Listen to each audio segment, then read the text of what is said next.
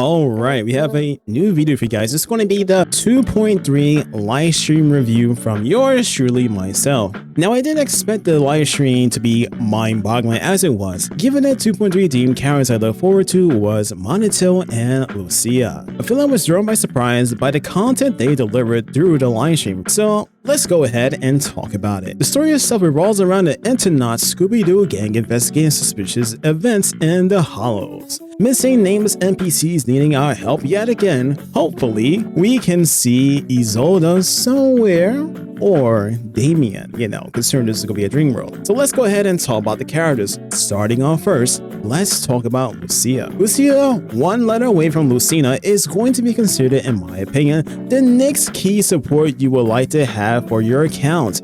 Mind you, she's more of a dedicated support agent for ruptured characters such as Yishuan, Monito, and Yihari. Lucia's utility seems to deliver just about everything you would imagine of an active support character would bring. So let's go over it. Lucia is active in combat, dishing out outstanding animation that seems to power creep to an extent.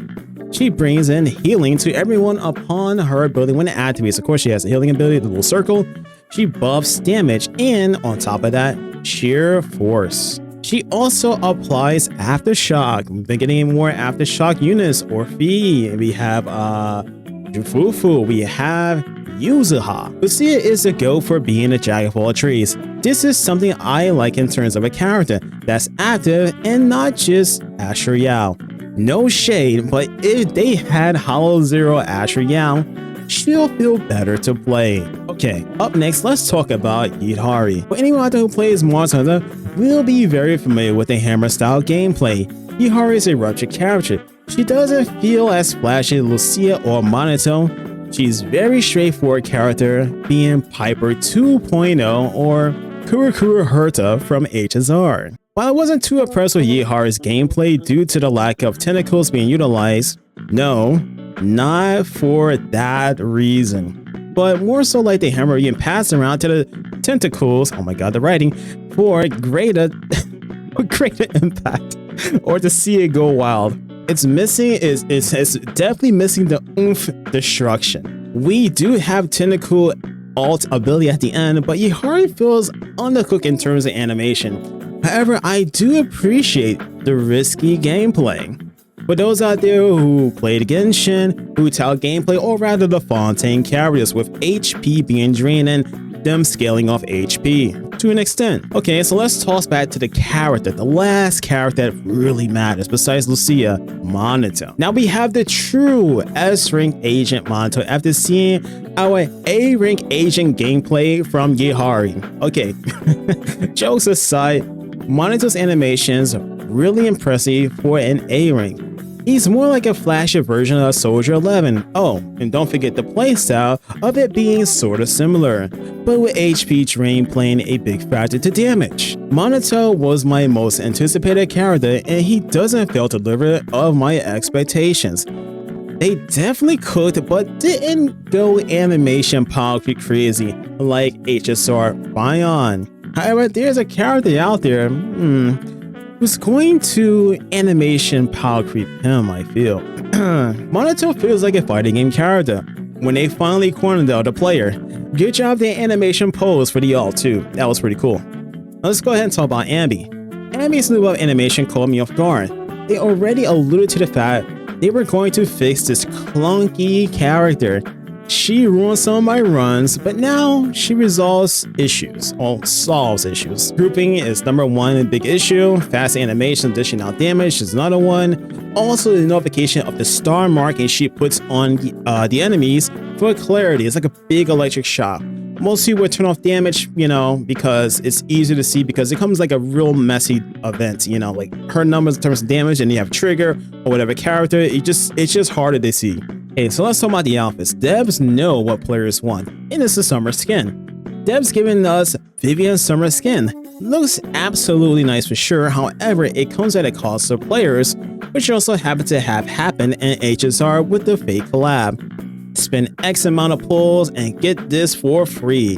For players, they would need 180 pulls to get Vivian's skin for free, or you can pay for it. With the future Rocha shilling for the next 2 patches, and if you want an easy time clearing endgame, though not required, they are encouraging you to pull. Monato skin comes free if you beat the story also. As for the events, I like that we're getting an event that feels RPG-ish for us, but a mixture of something I experienced in PGR.